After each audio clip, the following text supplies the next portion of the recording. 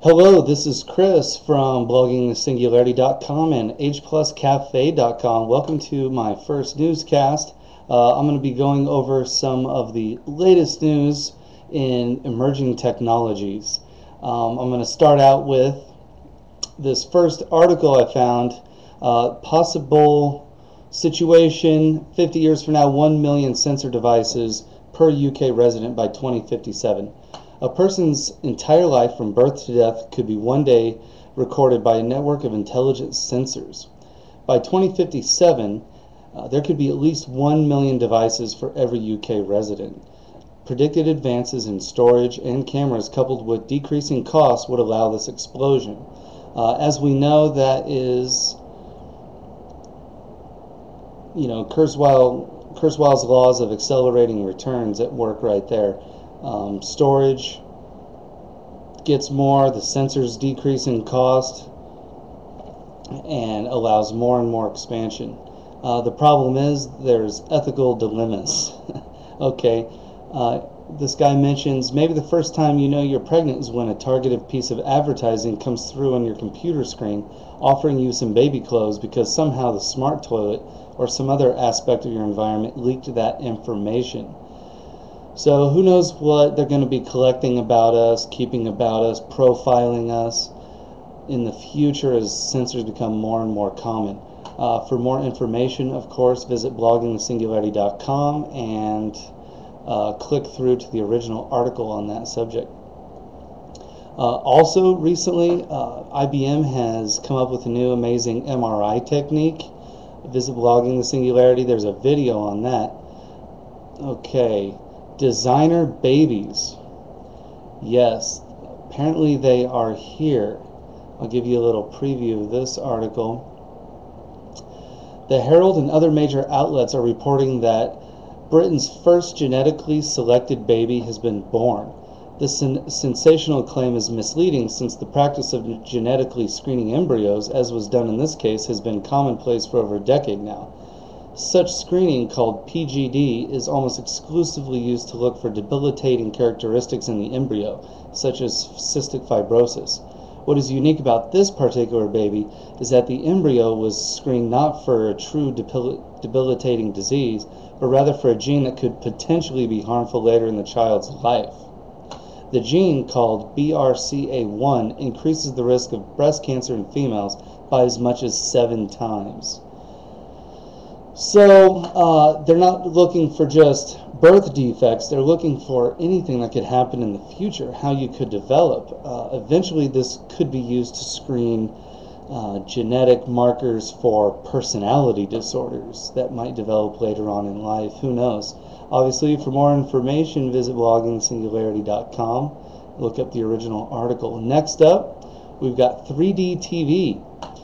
Seems that high definition isn't enough for these TV companies.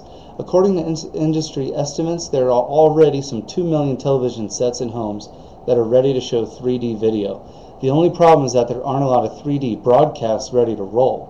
At this year's Consumer Electronics Show in Las Vegas, however, electronics and 3D production companies are showing off the potential of 3D content with the hope that in-home 3D television will be mainstream within a couple of years.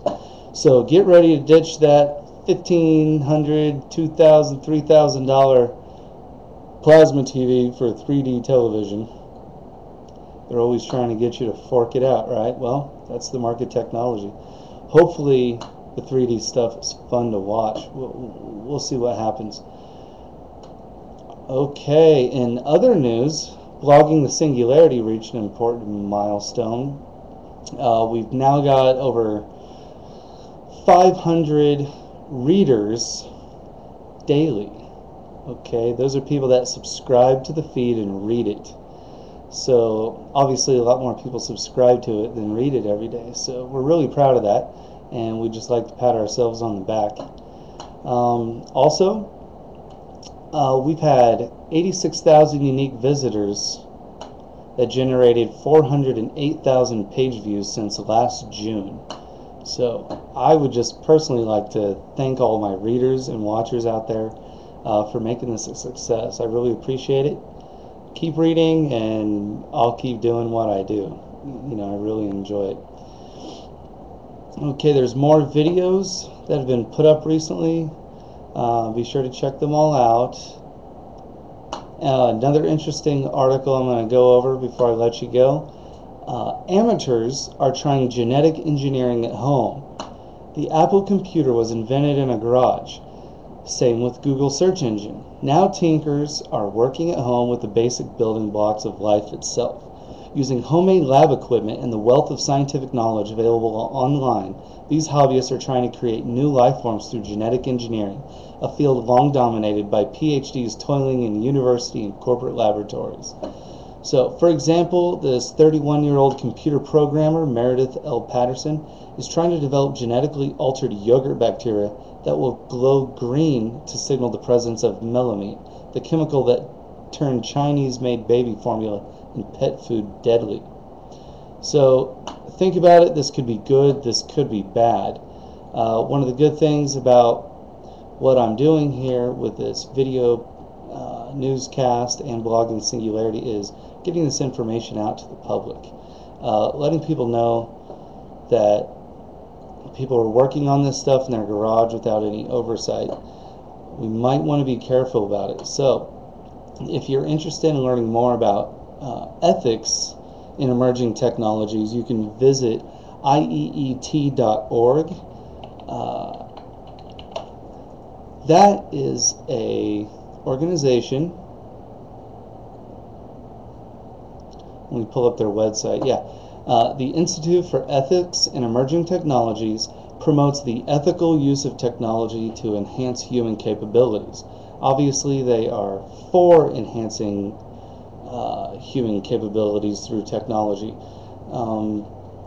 Doing it ethically is important, so please visit their website. It's IEET.org, and be sure to visit my website, bloggingthesingularity.com, for more news and information. Thank you.